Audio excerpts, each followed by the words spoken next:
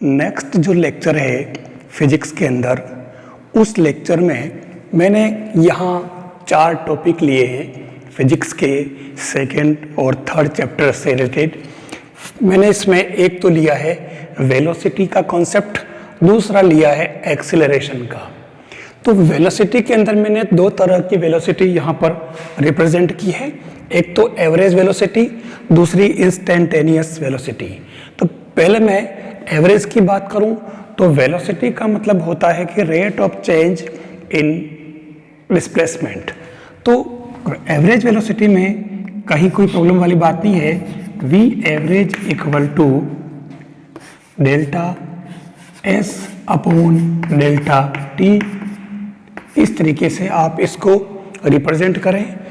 ठीक है, ये आपके वेलोसिटी के लिए इसको ds/dt भी लिखते हैं। लेकिन इंस्टेंटेनियस में क्या होता है कि एक पर्टिकुलर टाइम इंटरवल के अंदर कोई भी ऑब्जेक्ट जो है वो किस पोजीशन में है और उसकी वेलोसिटी क्या है।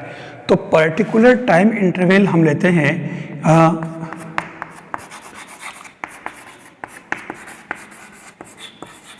टाइम इंटरवल डेल्टा टी, और ये जो है टेंड्स टू 0 लिया जाए तो उस केस में आपके जो वेलोसिटी होगी, जिसको हम इंस्टेंटेनियस वेलोसिटी कहेंगे, तो ये क्या है, limit delta t tends to 0 delta s upon delta T.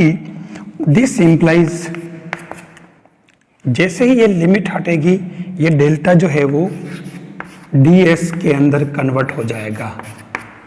ये आपके वेलोसिटी का फॉर्मूला हो जाएगा।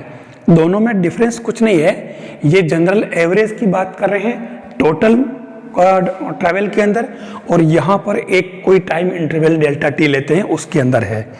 फिर ऐसे ही एवरेज एक्सेलरेशन के अंदर भी similarly rate of change of velocity is acceleration of any object।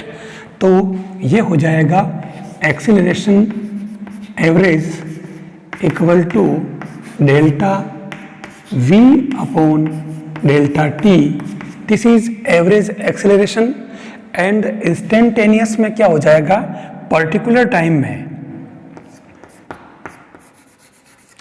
time interval delta T अगर लिया जाए, और डेल्टा टी जो है काफ़ी स्मॉल है और टेंड्स टू 0 लिया जाए, तो उस केस में आपके एक्सेलरेशन जो है वो क्या हो जाएगा, limit delta t tends to 0 and delta v upon delta t. This implies a equal to d v upon d t. ये जो है आपके एक्सेलरेशन आ जाएगा किसी भी ऑब्जेक्ट का इस इंटरवल के अंदर।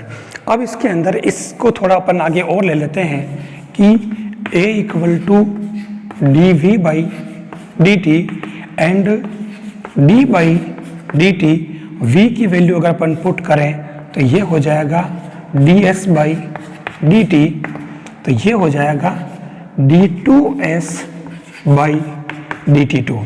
यानी इसको हम यूं समझें कि डिस्प्लेसमेंट का जो इक्वेशन होगा उसको हम t के रेस्पेक्ट अगर डिफरेंशिएट करें तो वेलोसिटी आएगी, और अगर वेलोसिटी का टाइम t के रेस्पेक्ट डिफरेंशिएट अगर करें तो हमारे एक्सेलरेशन आएगा।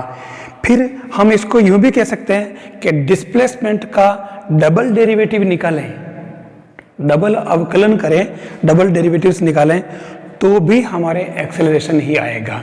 ये हमारे दोनों तरह के पैटर्न है। अब इनको हम कैसे यूज करते हैं, इसका न्यूमेरिकल में काम आता है, तो अपन इसमें अब न्यूमेरिकल देखते हैं। क्वेश्चन लेते हैं हम इसके अंदर एक न्यूमेरिकल फिजिक्स का। तो न्यूमेरिकल है the position of an object with respect to an arbitrary origin is given by x equal to 5t cube plus 4t square plus 9 meter। Find the acceleration of the object in terms of t and its value। Question first, at t equal to 1 second and at t equal to 2 second. तो ये जो question है, तो इसके अंदर जैसे हम लेते हैं, हमारे पास में जो न्यूमेरिकल है, हमारे पास में x इक्वल टू, यानी ये डिस्प्लेसमेंट इक्वेशन गिवन है आपके पास में, तो यानी एक तरह से पोजीशन गिवन है किसी भी ऑब्जेक्ट की एनी टाइम इंस्टेंट पर, 5t³ plus 4t²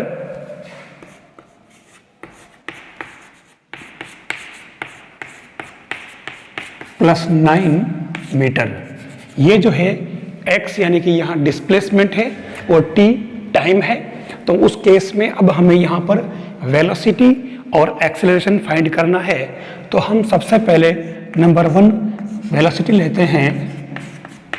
velocity of particle v equal to, हमारे पास में वेलोसिटी जो होता है rate of change in displacement, तो ये हो जाएगा d बाई डी टी, और x की जगह ये हो जाएगा 5t³ plus 4t² plus 9।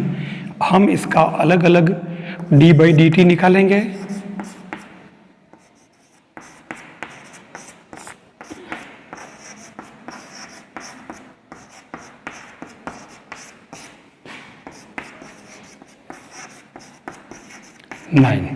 This implies अब 5t³ का t के रेस्पेक्ट डिफरेंशिएशन करना पड़ेगा, जो मैथमेटिक्स का पार्ट है। मैं पहले ही बेसिक डिफरेंशिएशन का वीडियो आपको सेंड कर चुका हूँ, डाल चुका हूँ। तो यहाँ पर 5 तो एज इट इज रहेगा, मल्टीप्लाई t³ का क्या होगा, आपने फर्स्ट जो फॉर्मूला पढ़ा होगा d by d x x power n equal to nx power n-1। तो इससे ये हो जाएगा 3t² plus 4 as it is, t² का इसी फॉर्मूले से 2t प्लस कांस्टेंट का t के रेस्पेक्ट डिफरेंशिएशन होता है 0, तो ये 0 कर दिया। तो उस केस में अब हमारे पास में ये हो जाएगा 15t² प्लस 8t प्लस 0, ये हमारे पास में वेलोसिटी आ जाएगी। अब velocity at t equal to 1 second, तो यहाँ t की जगह आपको 1 सेकेंड पुट करना है, तो t1 रखा तो ये 15 ही आएगा, t की जगह 1 इंटू 1 1 प्लस 8, और t की जगह 1 रखा तो 8 इंटू 1 8 रहेगा, तो ये हो जाएगा 23। और वेलोसिटी जो होगी वो किस में होगी, मीटर पर सेकेंड। ये आपके t इक्वल टू 1 सेकेंड पर वेलोसिटी आ गई।